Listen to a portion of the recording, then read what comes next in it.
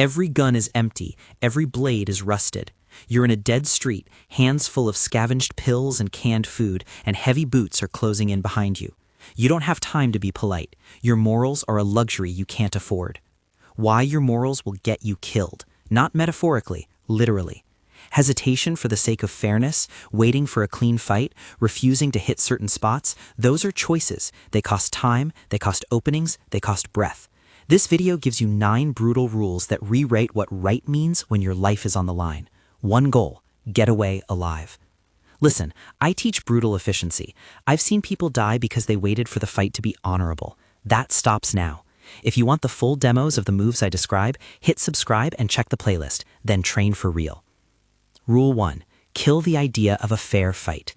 The moral most likely to get you killed is the need to be fair. That voice in your head that says, we'll go toe-to-toe, we won't hit below the belt, we'll stop if they stop. In a survival context, fairness is a liability. Predators don't care about your code. Biomechanics and psychology back this up. Hesitation slows your motor response by fractions of a second. Fractional delays translate into missed windows for escape. You don't need to beat them long term. You need to create a gap and run. Micro scenario, you're backed into a pharmacy doorway. A larger figure steps into your lane. You wait for them to throw the first proper punch. They don't hesitate. You do. You get cornered. Micro action, decide before contact that your objective is exit. Commit to a single decisive action that disrupts and opens a path. Remember, fairness isn't breathing. Rule 2, use your body as a weapon. The kinetic chain matters. You aren't a cartoon fist. Your skeleton is a crowbar. Your limbs are levers. Power comes from connecting hips, torso, and shoulder into one line. Punching from the shoulder alone is weak. Driving from the ground up uses the whole machine. A strike that's synchronized, feet drive, hips rotate, torso snaps, arm extends, transfers maximum force with minimal effort. In many cases, that alone will create the gap you need to run, not to win. Micro scenario, you swing from the elbow in a cramped stairwell. The strike fizzles. The attacker recovers and pins you against the rail. Micro action, plant your foot, turn your hips, drive through the target. Think ground, hips, shoulders, fist. Train that chain until it's reflex, not thought.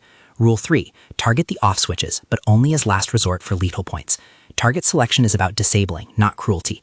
Eyes, throat, groin, knees, and the base of skull are soft spots that shut down pursuit. Hitting the nose or jaw can stagger. Hitting the knee can make someone collapse. Important, base of skull and direct throat strikes are last resort areas. They can cause catastrophic harm or death. Use them only when you honestly believe your life is immediately endangered and escape is the only option. Legal and moral consequences can follow. That's the reality. Micro scenario. A hand clamps your throat in a cramped alley. You can't breathe. The world narrows. Micro action. First, create space. Bring your chin down, tuck, and strike lids or eyes to force a loosen. If choked, focus on grabbing the thumb or forcing their grip to open. If you must hit a lethal point to get air back or break a mount that's ending you, do so with the explicit intention to escape immediately. Rule 4. Punch smart. Knuckles, wrist alignment, and the breath that drives force. A punch isn't a hope, it's mechanics. Strike with the index and middle knuckles leading. Keep the wrist straight, the hand lines up with the forearm. Follow through is not theatrical, it's about ensuring transfer of energy. Breathing matters. Exhale sharply on impact to tighten the core and protect the spine. A held breath makes you slower and more vulnerable. Micro scenario. You throw a sloppy, flailing punch toward a jaw in a dim corridor. Your wrist collapses, you sprain it instead of creating a window. Micro action. Make a tight fist with index and middle knuckles aligned. Keep the wrist straight, exhale on impact. Cue, index and middle knuckles. Repeat it until it's automatic. Rule 5. Controlled distance. Footwork beats force. Distance dictates options. Too close and you lose leverage. Too far and you can't strike. Footwork is not flashy, it's survival. Small angles, stepping off the line, lateral movement, and keeping your weight slightly back create time and space to escape. Biomechanically, your legs are the primary engines for movement and power. Use them. Don't stand rooted and expect to outmuscle a heavier attacker. Micro scenario. You square up with someone who's heavier and waits until you hit. They use their mass to overwhelm you as you stand toe-to-toe. Micro action.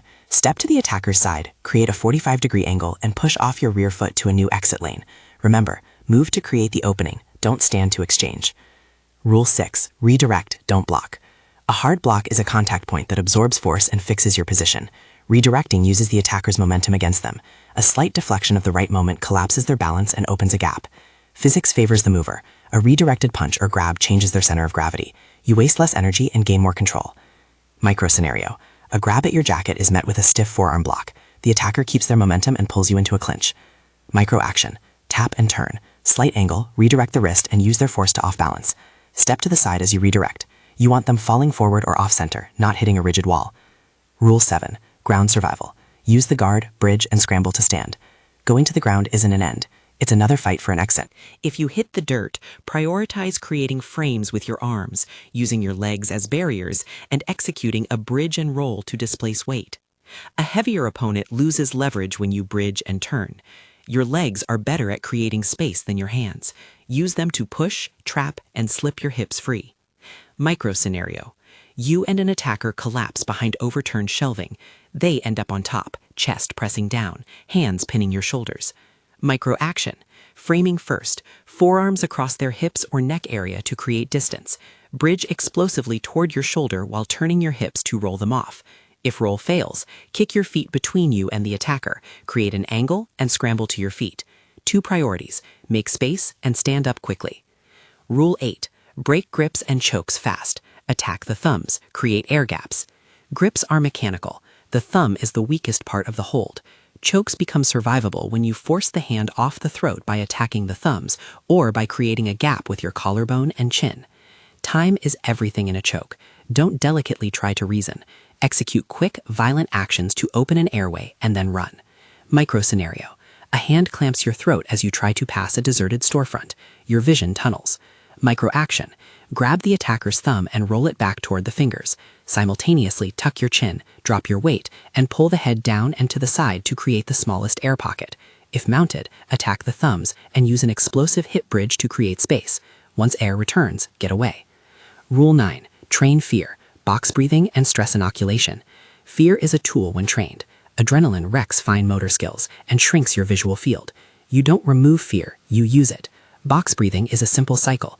Inhale for 4, hold for 4, exhale for 4, hold for 4. It helps stabilize heart rate and focus under pressure. Stress inoculation, short, repeated, high-intensity training that simulates adrenaline, builds muscle memory. Under stress, you won't think through long sequences. You will default to what you practiced. Micro scenario. Your heart pounds, palms slick, and your lungs burn as someone charges. Your training is the only thing between you and paralysis. Micro action. Practice box breathing daily until it calms you in 30 seconds. Pair drills with elevated heart rates. Run, then do 10 technical repetitions. This is how fear becomes fuel, not a sentence.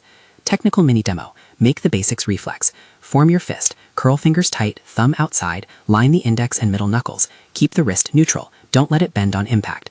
Practice this slowly until it feels like holding a single rigid piece. Stance and footwork. Weight slightly on the balls of your feet, knees soft, 1 foot staggered. Move in small steps. Push, step, turn. Don't lunge. Power is a chain. Plant the foot, rotate the hip, snap the shoulder, extend the arm. Qui phrase, ground to fist. Breath, on every committed strike, exhale sharply. For recovery under stress, use box breathing, 4-4-4-4, until your vision widens and your hands stop trembling. Drill suggestion. 1. Form fist 50 times slowly. 2. Do hip turns driving into a pad or pillow 30 times.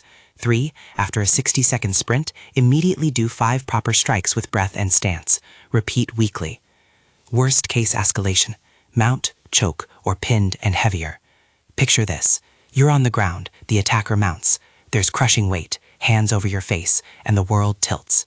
This is where choices matter most. Your goal is not to win. It is to create a single exploitable moment and get to your feet. If mounted, attack the thumbs and wrists. Bridge explosively toward one hip and roll. If they lock a choke from above, protect your airway first. Tuck chin, create collarbone space, strip the thumb if possible. If a last resort strike to a lethal area is the only way to create an opening to breathe and escape, understand the legal and moral ramifications before you act. Use lethal force only when you reasonably believe your life is in immediate danger and nothing else will work. Once you escape, run. Do not stay to fight. Run until the threat is no longer a factor. Final anchor. Accept fear, train relentlessly, choose life over honor. Your moral code didn't fail you because it was noble. It failed because it was prioritized over a basic biological imperative, survival.